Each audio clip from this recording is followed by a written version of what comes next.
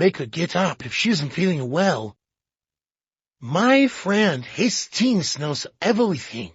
So, she's in bed, yes, what isn't she? Poirot patted his friend's shoulder affectionately. That is just what I want to find out. But surely, Hastings elaborated. Don't you remember? Richard Amory said so. The detective regarded his friend steadily. Hastings, he declared, here is a man killed.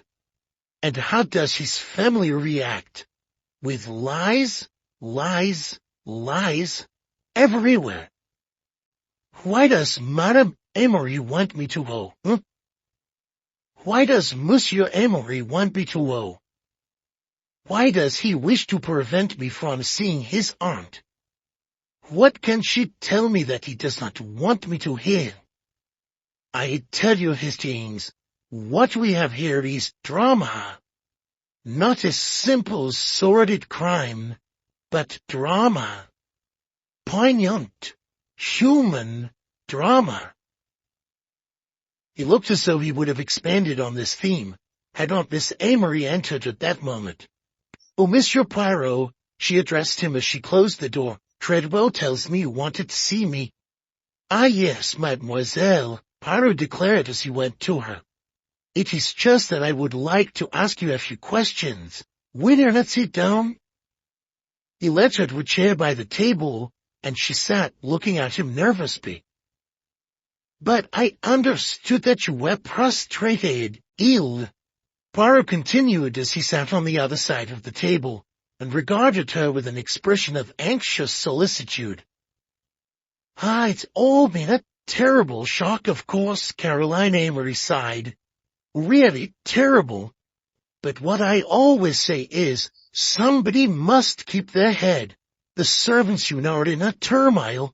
Well, she continued, speaking more quickly, you know what servants are, Monsieur Poirot. They positively delight in funerals. They prefer a death to a wedding, I do believe.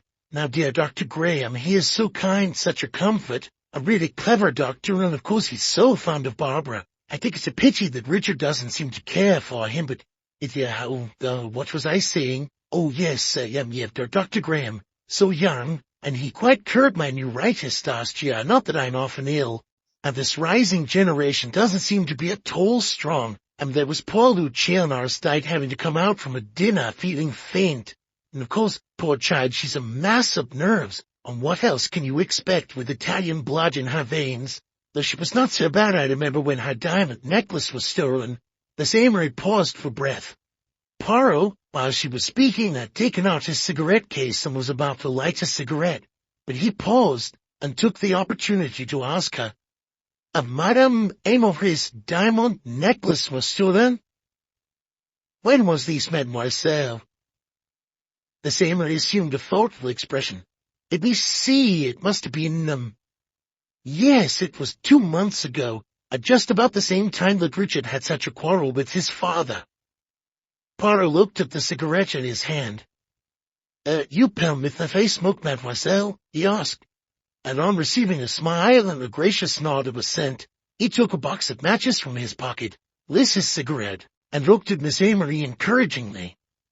When that lady made no effort to resume speaking, Poirot prompted her. I think you are saying that Monsieur Amory quarreled with his father, he suggested. Oh, it was nothing serious, Miss Amory told him. It was only over Richard's debts. Of course, all young men have debts, although indeed Claude himself was never like that. He was also studious even when he was a lad. Later, of course, his experiments always used up a lot of money. I used to tell him he was keeping Richard too short of money, you know, but yes, yet about 2 months ago they had quite a scene, and what with that and Lucia's necklace missing and her refusing to call in the police, it was a very upsetting time, and so absurd, too. Nerves, all nerves. You are sure that my smoke is not deranging you, mademoiselle? Asked Poirot, holding up a cigarette toward him. I think gentlemen ought to smoke. Only now noticing that his cigarette had failed to light properly, Poirot retrieved his box of matches from the table in front of him.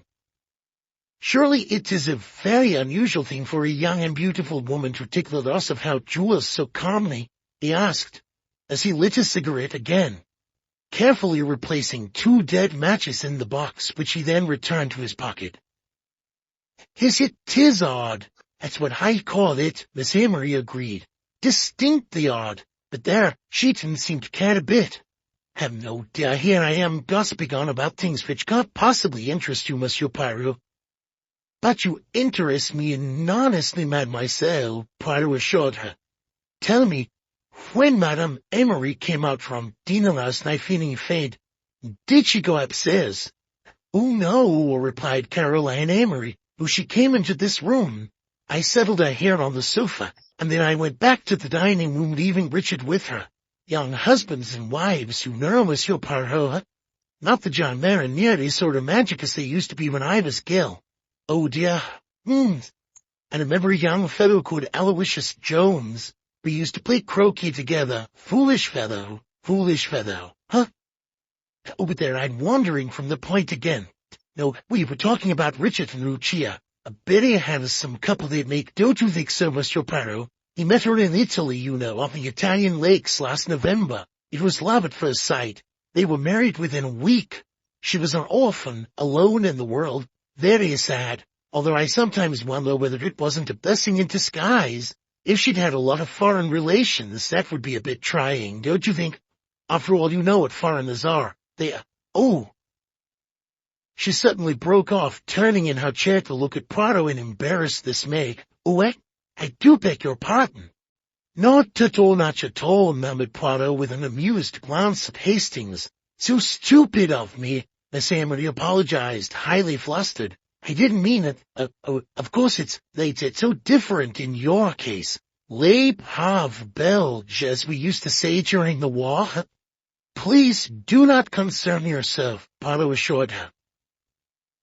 After a pause, he continued, as though her mention of the war had reminded him.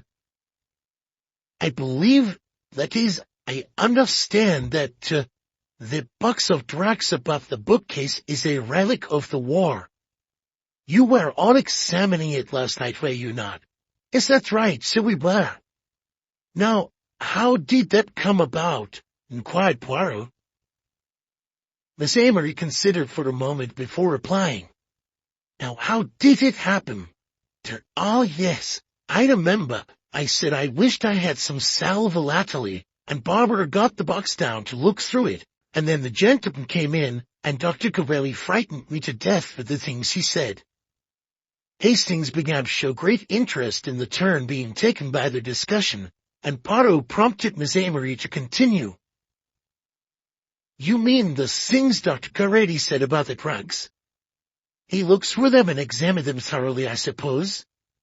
Yes, Miss Amory confirmed, and he held one glass tube up, something with the most innocent name, bromide, I think, which I've often taken for seasickness, and he said it would kill 12 strong men.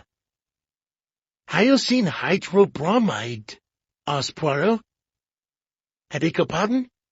Was it hyoscine hydrobromide that Dr. Corelli was referring to? Yes, that was it, Miss Amory exclaimed. How clever of you. And then Lucia took it from him and repeated something he'd said about a dreamless sleep. I detest this modern neurotic poetry. I always say that ever since dear Lord Tennyson died, no one has written poetry of any— Oh, dear, muttered Poirot. I beg your pardon? Asked Miss Amory. I was just thinking of the dear Lord Tennyson. Please go on. What happened next? Next? You have telling us about last night. Here in this room. Yes. Well, Barbara wanted to put on an extremely vulgar song. On the gramophone, I mean. Fortunately, I stuck to her. I see, murmured Poirot. And this little tube that the doctor held up, was it full? Oh, yes, Miss Amory replied without hesitation, because when the doctor made his quotation about dreamless sleep, he said that half the tablets in the tube would be sufficient. Miss Amory got up from her chair and moved away from the table. You know, Monsieur Poirot, she continued as Poirot rose to join her. I said all along that I didn't like that man, that Dr. Garelli. There's something about him not sincere, and so oily in manner. Of course I couldn't say anything in front of Lucia, since he is supposed to be a friend of hers, but I did not like him. You see, Lucia is so trusting. I'm certain that the man must have wormed his way into her confidence with a view to getting us to the house and stealing the formula. Poirot regarded Miss Amory quizzically before he asked, You have no doubt then that it was Dr. Garelli who stole Sir Claud's formula? Miss Amory looked at the detective in surprise. What, dear Monsieur Poirot, she exclaimed, who else could have done so? He was the only stranger present. Well, naturally my brother would not have liked to accuse a guest, so we made an opportunity for the document to be returned. I thought it was very delicately done, very delicately indeed. Quite so. Poirot agreed tactfully, putting a friendly arm around Miss Amory's shoulder, to that lady's evident displeasure. Now, mademoiselle, I am going to try a little experiment in which I would like your cooperation. He removed his arm from her. Where were you sitting last night when the lights went out? There, Miss Amory declared, indicating the settee. Then would you be so good as to sit there once again? Miss Amory moved to the settee and sat. Now, mademoiselle, announced Poirot, I want you to make a strong effort of the imagination. Shut your eyes, if you please. Miss Amory did as she was asked. That is right, Poirot continued. Now, imagine that you are back again where you were last night. It is dark. You can see nothing, but you can hear. Throw yourself back.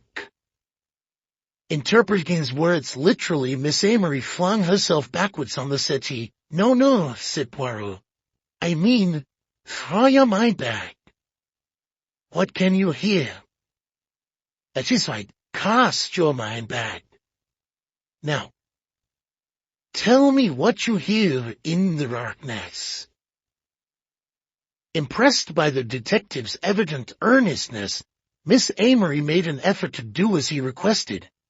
Pausing for a moment, she then began to speak slowly and in jerks. Gasps, she said.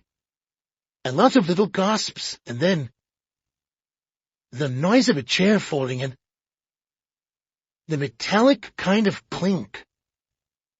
Was it like this? Asked Poirot, taking a key from his pocket and throwing it down on the floor. It made no sound, and Miss Amory, after waiting for a few seconds, declared that she could hear nothing. Well, like this, perhaps. Poirot tried again, retrieving the key from the floor and hitting it sharply against the coffee table. Why, that's exactly the sound I heard last night, Miss Amory explained. How curious. Continue, I pray, mademoiselle, Poirot encouraged her. Well, I heard Lucia scream and call out to Sir Claud, and then the knocking came on the door. That was all? You are sure? Yes, I think so. Wait a minute. Right at the beginning, there was a curious noise, like the tearing of silk. Somebody's dress, I suppose. Whose dress do you think? Asked Poirot. But it must have been Lucia's. It wouldn't have been Barbara's, because she was sitting right next to me here. That is curious, murmured Poirot thoughtfully. And that really is a wall, as Amory concluded. May I open my eyes now? Oh yes, certainly, mademoiselle. As she did so, Poirot asked her, Who poured out Sir Claude's coffee? Was it you? No, Miss Amory told him. Lucia poured out the coffee. When was that exactly? It must have been just after we were talking about those dreadful drugs. Did Mrs. Amory take the coffee to Sir Claude herself? Caroline Amory paused for thought. No, she finally decided. No? asked Poirot. Then who did? I don't know. I'm not sure. Let me see now. Oh yes, I remember. Sir Claud's coffee cup was on the table beside Lucia's own cup. I remember that because Mr. Raynor was carrying the cup to Sir Claud in the study, and Lucia called him back and said he had taken the wrong cup, which was really very silly because they were both exactly the same, black without sugar. So, Poirot observed, Monsieur Raynor took the coffee to Sir Claud. Yes, or at least, no, that's right. No, Richard took it from him because Barbara wanted to dance with Mr. Raynor. Oh, so Monsieur Amory took the coffee to his father. Yes, that's correct, Miss Amory confirmed. Ah, explained Poirot. Tell me, what had Monsieur Amory been doing just before that? Dancing? Oh no, Miss Amory replied. He'd been packing away the drugs, putting them all back in the box. I see. Sir Claud then drank his coffee in his study. Why, I suppose he began to do so, Miss Amory remembered, but he came back in here with the cup in his hand. I remember his complaining about the taste, saying that it was bitter. And I assure you, Monsieur Poirot, which was the very best coffee. I mean, a special mixture that I had ordered myself from the Army and Navy stores in London. You know that wonderful department store in Victoria Street. It's so convenient, not far from the railway station, and She broke off as the door opened, and Edward Raynor entered. Am I interrupting? The secretary asked. I'm so sorry. I wanted to speak to Monsieur Poirot, but I can come back later. No, declared Poirot. I have finished putting this poor lady upon the rack. Miss Amory rose. I'm afraid I haven't been able to tell you anything useful, she apologized as she went to the door. Poirot rose and walked ahead of her. You have told me a great deal, mademoiselle. More than you realize, perhaps, he assured Miss Amory as he opened the door for her.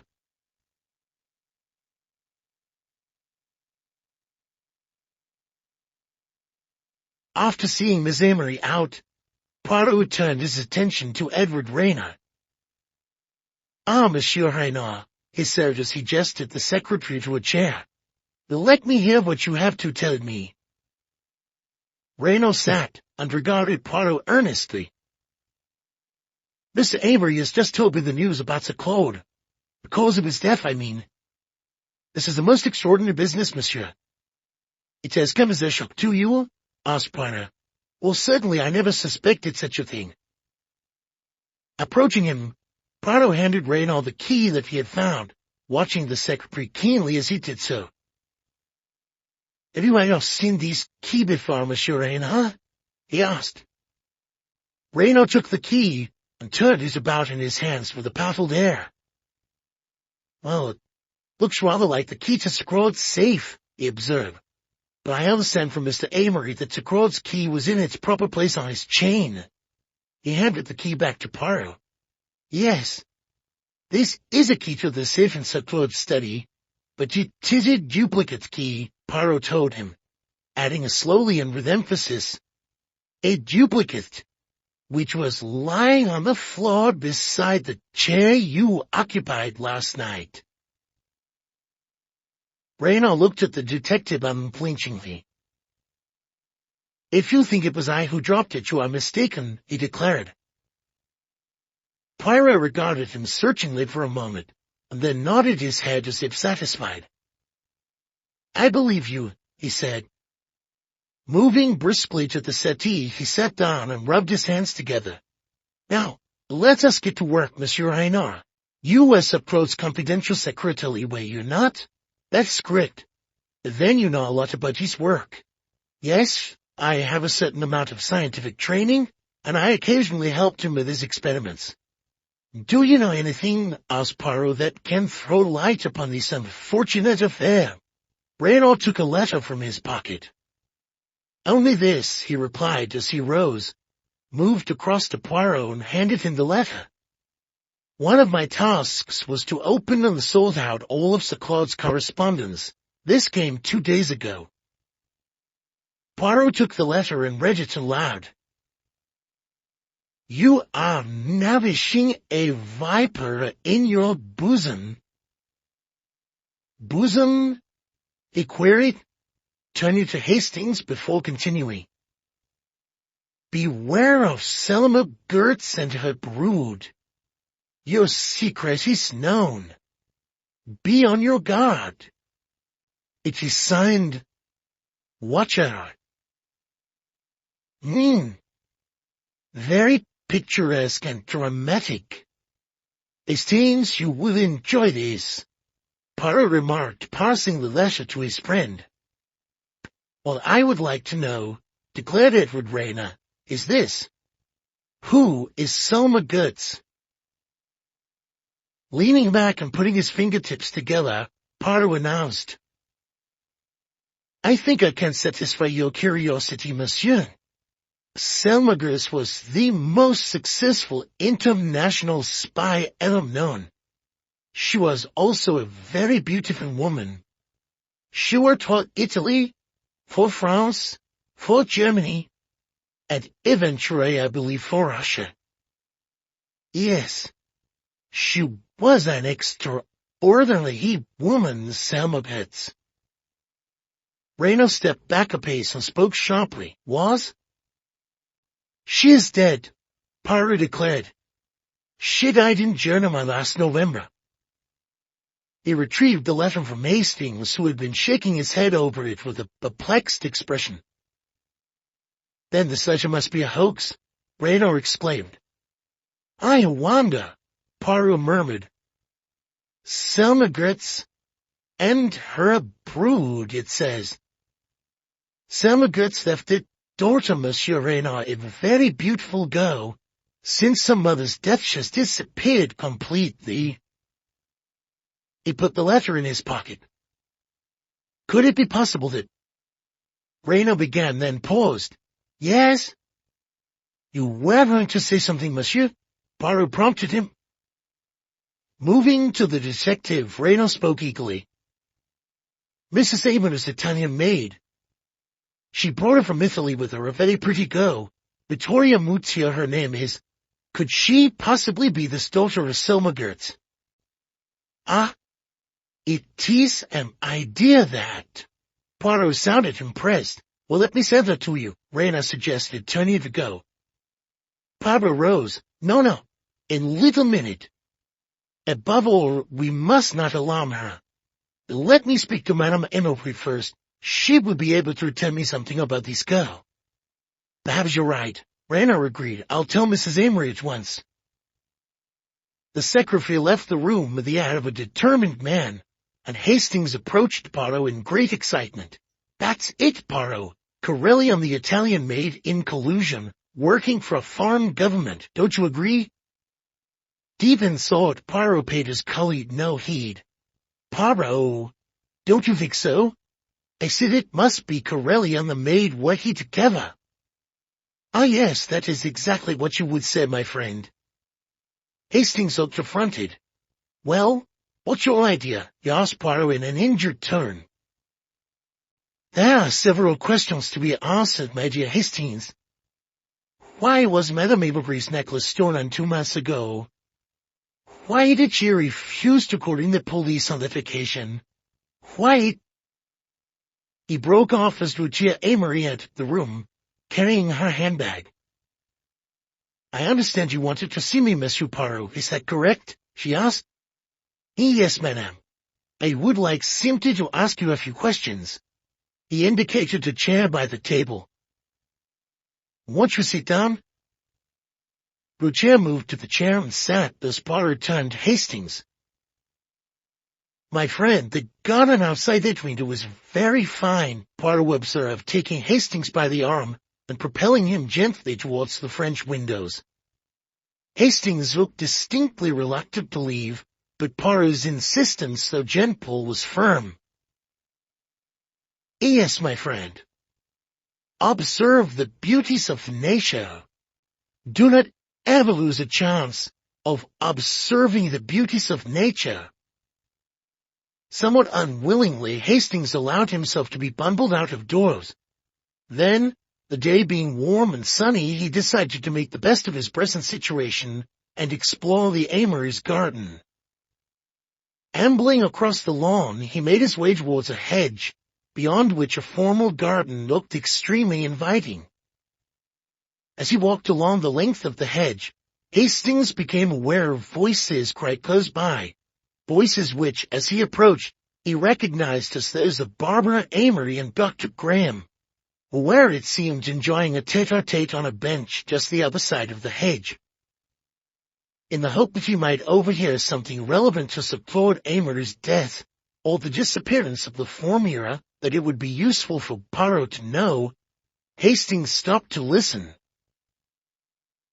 "To perfectly clear that he thinks his beautiful young cousin can do better for herself than a country doctor. That seems to be the basis of his lack of enthusiasm for our seeing each other," Kenneth Graham was saying.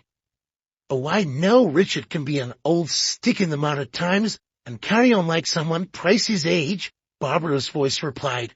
"I don't think you ought to allow yourself to be affected by it, Kenny. I certainly don't take any notice of him." "Well, I shan't either," said Dr. Graham. "But look here, Barbara, I asked you to meet me out here because I wanted to talk to you privately without being seen or heard by the family. First of all, I ought to tell you that there can be no doubt about it, your uncle was poisoned last night." "Oh, yes?" Barbara sounded bold. "You don't seem at all surprised to hear that." "Oh, I suppose I'm surprised. After all, members of one's family don't get poisoned every day, do they? I have to admit that I'm not particularly upset that he's dead." "I think I'm glad." "Barbara." "Now, don't you stop pretending you're surprised to hear that, Kenny. You've listened to me going on about the mean old so-and-so on countless occasions. He didn't really care for any of us. He was only interested in his moly old experiments. He treated Richard very badly, and he wasn't particularly welcoming to Lucia when Richard brought her back from Italy as his bride. And Lucia's so sweet, and so absolutely right for Richard." "Barbara, darling, I have to ask you this. Now, I promise that anything you say to me will go no further. I'll protect you if necessary. But tell me, do you know something, anything at all about your uncle's death? Have you any reason to suspect that Richard, for example, might have felt so desperate about his financial situation that he would think of killing his father in order to get his hands now on what would eventually be his inheritance?" "I don't want to continue this conversation, Kenny. I thought you asked me out here to whisper sweet nothings to me, not to accuse my cousin of murder. Darling, I'm not accusing Richard of anything. But you must admit there's something wrong here. The edge of his uncle's death. It's almost as though he were afraid of what it might reveal. There's no way he can stop the police from taking over, of course, but he's made it perfectly clear that he's furious with me for having instigated an official investigation. I was only doing my duty as a doctor, after all. How could I possibly have signed a death certificate stating that Sir Claud had died of a heart attack? But for heaven's sake, there was absolutely nothing wrong with his heart when I last gave him a regular checkup only a few weeks ago. Kenny, I don't want to hear any more. I'm going indoors. Now make your own way out through the garden, won't you? I'll see you another time. Oh, Barbara, I only want—" But she had already gone. Dr. Graham emitted a deep sigh that was almost a groan. At that moment, Hastings thought it expedient to retrace his steps quickly back to the house, without being seen by either of them. Back in the library, it was only after Hastings, propelled by Hercule Poirot, had made his unwitting exit into the garden, that the little detective turned his attention again to Lucia Amory, first taking care to close the French windows. Lucia looked at Poirot anxiously. "You want to ask me about my maid, I understand, Monsieur Poirot. That is what Mr. Raynaud told me, but she is a very good girl. I'm sure there is nothing wrong with her." "Madame," Poirot replied, "it is not about your maid that I wish to speak to you." Lucia sounded startled as she began. But Mr. Reno said," Poirot interrupted her.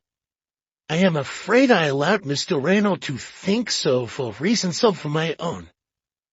"Well, what is it then?" Lucia's voice was guarded now. "Madame," Poirot observed, "you paid me a very pretty compliment yesterday. You said when you first saw me, you said that you trusted me. Well, where am I ask you to trust me now?" "What do you mean?" Poirot observed her solemnly.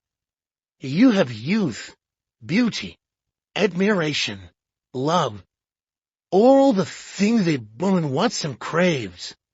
But there is one thing, madame, that you lack. A father confessor. Let Papa Poirot offer himself for the post." Lucia was about to speak when Poirot interrupted her. "No. Think well before you refuse, madame. It was at your request that I have remained here. I stayed to serve you. I still wish to serve you." With a sudden flash of temperament, Lucia replied, "You can serve me best now by going, monsieur." "Madame," Poirot continued imperturbably, "do you know that the police have been called in?" "The police?" "Yes, but by whom? And why?" "Dr. Graham and the other doctors, his colleagues," Poirot told her, "have discovered that Sir Claud Amory was poisoned." "Oh no. No. What about that?" Lucia sounded more horrified than surprised. "Yes. So you see, madame, there is very little time for you to decide on the most prudent course of action. At present I serve you. Later, I may have to serve justice." Lucia's eyes searched Poirot's face as though trying to decide whether to confide in him. At last, "What do you want me to do?" she asked falteringly. Poirot sat and faced her. "But with you," he murmured to himself. And then, addressing Lucia, he suggested gently, "Why not simply tell me the truth, madame?" Lucia paused. Stretching out her hand towards him, she began, I... She paused again irresolutely, and then her expression hardened. "Really, Monsieur Poirot, I am at a loss to understand you." Poirot eyed her keenly. "Ah, it is to be like that, is it? I am very sorry." Her composure somewhat regained, Lucia spoke coldly. "If you will tell me what you want with me, I will answer any questions you wish to ask." "So," the little detective exclaimed, "you pit your wits against Hercule Poirot, do you? Very well, then. Be assured, however, madame, that we shall get at the truth just the same. It's at the table, but by a less pleasant process." "I have nothing to conceal," Lucia told him defiantly. Taking from his pocket the letter Edward Reno had given him, Poirot handed it to Lucia. "A few days ago, Sir Claude received this anonymous letter," he revealed. Lucia glanced through the letter, apparently unmoved.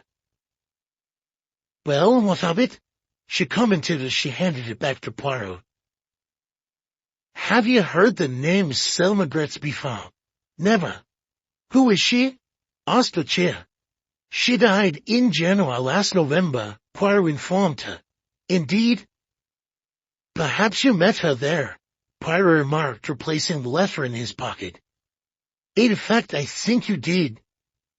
"I was never in Genoa in my life," Lucia insisted sharply. "Then if anyone were to say that they had seen you there, they would be mistaken." Poirot persisted. "But I understand, madame, that you first met your husband in Genoa." Did Richard say that? How stupid of him. We met first in Milan. Then the woman you were with in Genoa. Lucia interrupted him angrily. I tell you, I was never in Genoa. Ah, pardon, exclaimed Poirot. Of God, you said so just now. Yet it is odd. What is odd? Poirot closed his eyes and leaned back in his chair. His voice came purringly from between his lips. I will tell you a little story, madame, he announced, taking out a pocketbook.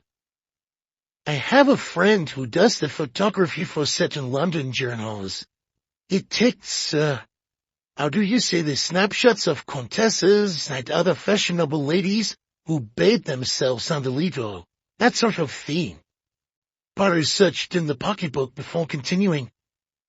Last November, this friend of mine, he finds himself in Genoa, and he recognizes a very notorious lady.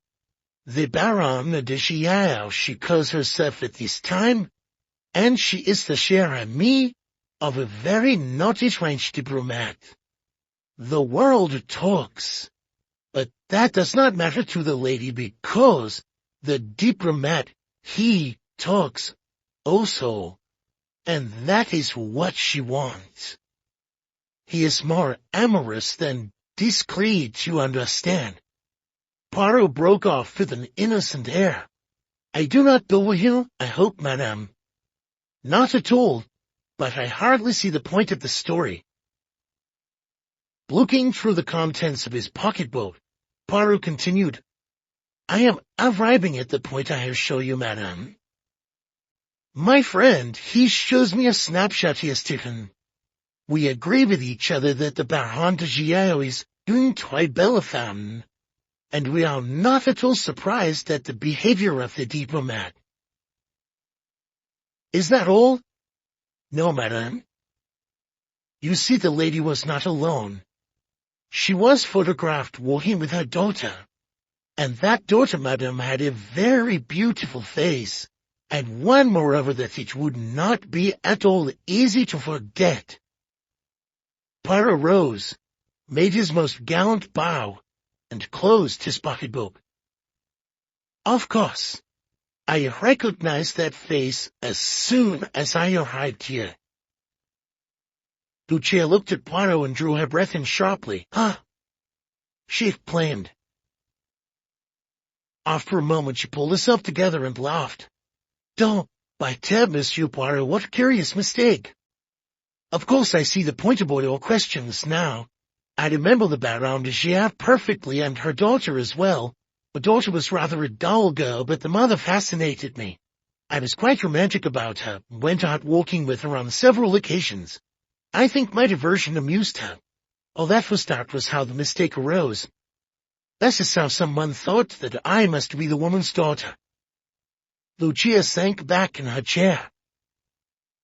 Poirot nodded slow appreciation, at which Lucia appeared visibly to relax. Then suddenly, leaning over the table towards her, the detective remarked, But I thought you had never been to Genoa. Taken unawares, Lucia gasped. She stared at Poirot as he put his pocketbook back in an inner pocket of his jacket. You have no photograph, she said. It was half question, half statement. No, Poirot confessed. I have no photograph, madame.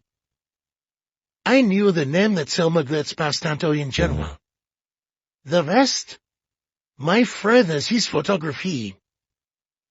All of that was a harmless little invention of mine. Lucia leapt to her feet, her eyes blazing with anger. You set a trap for me, she exclaimed furiously. Poirot shrugged his shoulders. Yes, madame, he affirmed. I fear I had no alternative.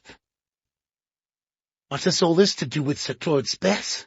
Lucia muttered, as though to herself, looking wildly about the room. Poirot affected a tone of indifference as, instead of answering, he posed another question. Matter speck of dust from his jacket as he spoke.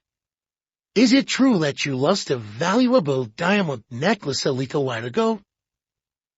Lucia glared at him. Again I ask, her words emerging as though through clenched teeth, what has that to do with Sir Claud's death? Poirot spoke slowly and deliberately. First, a stolen necklace. Then a stolen formula. Both would bring in a very large sum of money. What do you mean? Lucia gasped. I mean, madame, that I would like you to answer this question. How much did Dr. Carelli want? This time. Lucia turned away from Poirot. I will not answer any more questions, she whispered. Because you are afraid, asked Poirot, moving to her. Lucia turned to face him again, flinging her head back in a gesture of defiance. No, she asserted, I'm not afraid. I simply don't know what you are talking about. Why should Dr. Carelli ask me for money? To buy his silence, Poirot replied. The Amorys are a proud family, and you would not have wanted them to know that you are the daughter of Selma Gertz. Lucia glared at Poirot for a moment without replying, and then, her shoulders sagging, she collapsed onto a stool, resting her head in her hands. At least a minute elapsed before she looked up at the sky. Does Richard know? She murmured. He does not know yet, madame, Poirot replied slowly. Lucia sounded desperate as she pleaded. Don't tell him, monsieur. Poirot, please, don't tell him. He's so proud of his family name, so proud of his honor. I was wicked to have married him, but I was so miserable. I hated that life, that awful life. I was forced to live with my mother. I felt degraded by it, but what could I do? And then, when Mamma died, I was at last free. Free to be honest. Free to get away from that life of lies and intrigue. I met Richard. That was the most wonderful thing that had ever happened to me. Richard came into my life. I loved him, and he wanted to marry me. How could I tell him who I was? Why should I tell him? And then, Poirot prompted her gently. Carelli recognized you somewhere with Monsieur Amory, and began to blackmail you. Yes. But I had no money of my own, Lucia gasped. I sold the necklace and paid him. I thought that was the end of it all, but yesterday he turned up here. He had heard of this formula Sir Claud had invented. He wanted you to steal it for him. Yes. And did you? Asked Poirot, moving closer to her. He won't believe me. Now. Murmured Lucia, shaking her head sorrowfully. Poirot contemplated the beautiful young woman with a look of sympathy. Yes, my child, he assured her. I will still believe you. Have courage, and trust Papa Poirot. Yet, just tell me the truth. Did you take Sir Claud's secret formula?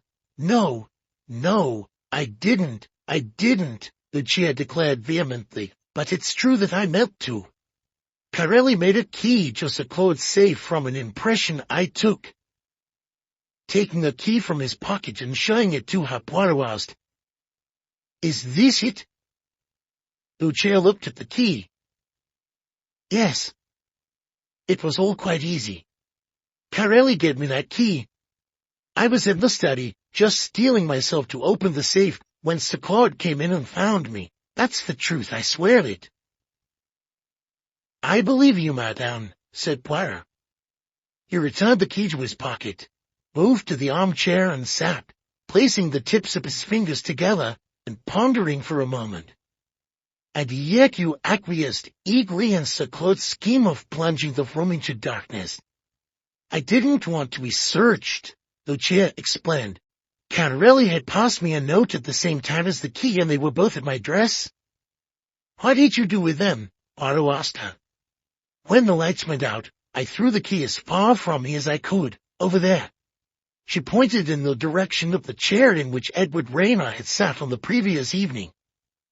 And the note that Coretti passed to you? Poirot continued. I didn't know what to do with the note. Lucia rose and went to the table, so I slipped it between the leaves of a book.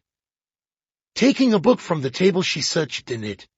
Yes, it is still here, she declared, as she removed a piece of paper from the book. Do you wish to see it? No, madame. It is yours? Poirot assured her. Sitting in the chair by the table, Lucia tore the note into small pieces, which she put in her handbag. Poirot watched her, but paused before asking. One little thing more, madame. Did you by any chance tear your dress last night? I? No. Lucia sounded surprised. During those moments of darkness, asked Poirot, did you hear the sound of a dress tearing? Lucia considered for a few seconds, then, yes, now that you mention it, she said, I believe I did, but it was not mine. It must have been Miss Amory's or Barbara's. Well, we will not worry about that, remarked Poirot dismissively. Now, let us pass on to something else. Who poured out Sir Claude's coffee last night? I did. And you put it down on that table beside your own cup? Yes. Poirot rose, leaned forward over the table towards Lucia, and suddenly shot his next question at her. Into which cup did you put the hyacinth? Lucia looked at him wildly. How did you know? She gasped. It is my business to know things. Into which cup, madame? Lucia sighed. Ah, my own. Why? Because I wanted to die. Richard suspected that there was something between Carelli and me, that we were having an affair. It would not have been further from the truth. I hated Carelli. I hate him now. But as I had failed to obtain the formula for him, I was sure he would expose me to Richard. To kill myself was a way out. The only way. A swift, dreamless sleep, and no awakening. That's what he said. Who said that to you? Dr. Coretti. I begin to see, said Poirot slowly. He pointed to the cup on the table. This is your cup, then? A full cup, untwisted? Yes. What made you change your mind about drinking it? Richard came over to me. He said that he would take me away, abroad, that he would get the money to do so somehow. He gave me back hope. Now listen to me carefully, madame, said Poirot gravely. This morning Dr. Graham took away the cup that was beside Sir Claude's chair. Yes? His fellow doctors would have found nothing but the dregs of coffee in it. He paused. Without looking at him, Lucia answered, Of course. That is correct, yes? Poirot persisted. Lucia looked straight ahead of her without replying. Then, looking up at Poirot, she exclaimed, Why are you staring at me like that? You frightened me. I said, Poirot repeated, that they took away the cup that was beside Sir Claude's chair this morning. Let us suppose, instead, that they had taken away the cup that was by his chair last night. He moved to the table near the door and took a coffee cup from the plant bowl. Let us suppose that they had taken This cup. Lucia Rose quickly put her hands up to her face. You know, she gasped. Poirot moved to her. Madame. His voice now was stern. They will test their cup, if they have not already done so, and they will find nothing. But last night I took some of the dregs from the original cup. What would you say if I were to tell you that there was hyacinth in Sir Claud's cup? But she looked stricken. She swayed, but then recovered herself. For a moment she said nothing. Then, "You are right," she whispered. "You are quite right." Her voice rang out suddenly. "I killed him. I put the hyacinth in his cup." Going to the table, she grasped the full cup of coffee. "This one is only coffee." She raised the full cup to her lips, but Poirot sprang forward, interposing his hand between the cup and her lips. They looked at each other intently for a time. Then Lucia burst into sobs. Poirot took the cup from her and placed it on the table. "Madame," he explained. "Why did you stump me?" Lucia murmured. "Madame," Poirot told her, "the world is very beautiful. Why should you wish to leave it? Oh. Lucia collapsed onto the settee, sobbing bitterly. And Poirot spoke. His voice was warm and gentle. "You told me the truth. You put the hyacinth in your own cup. I believe you. But there was hyacinth in the other cup as well. Now speak the truth to me again. Who put the hyacinth in Sir Claude's cup?" Lucia stared at Poirot in terror. No, you're wrong. He didn't. I killed him," she cried hysterically. "Who didn't? Whom is your shilling, madame? Tell me," Poirot demanded. "He didn't, I tell you," Lucia sobbed. There was a knock at the door. "That will be the police," declared Poirot. "We have fairly little time." "I will make it 2 promises, madame. Promise number 1 is that I will save you. But I killed him, I tell you." Lucia's voice was almost at screaming pitch. "Promise number 2, Poirot continued imperturbably, is that I will save your husband." "Ha!" Lucia gasped, gazing at him in bewilderment. The butler, Treadwell, entered the room. Addressing Poirot, he announced, "Inspector Japp from Scotland Yard." 15 minutes later, Inspector Japp, accompanied by Johnson, a young constable, had finished his initial inspection of the library. Japp, a bluff, hearty, middle-aged man with a thick-set figure and a ratty complexion, was reminiscing with Poirot and Hastings, who had returned from his exile in the garden. "Yes," Japp told his constable, "Mr. Poirot and I go back a long way.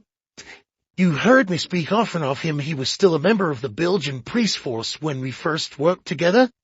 It was the Abercrombie forgery case, wasn't it, Poirot? As we ran him down in Brussels. Those were great days. And do you remember Baron Altara? Oh, that was a pretty row for you. He eluded the clutches of half the police in Europe, but we nailed him in Antwerp thanks to Mr. Poirot here." Japp turned from Johnson to Poirot. "And then we met again in this country, didn't we, Poirot?" exclaimed. "You'd retired by then, of course. You solved that mysterious affair at Styles, remember? Last time we collaborated on a case was about 2 years ago, wasn't it? That affair of the Italian nobleman in London. Well, it's really good to see you again, Poirot. You could have knocked me down with a feather when I came in a few minutes ago and saw your funny old mug. My mug?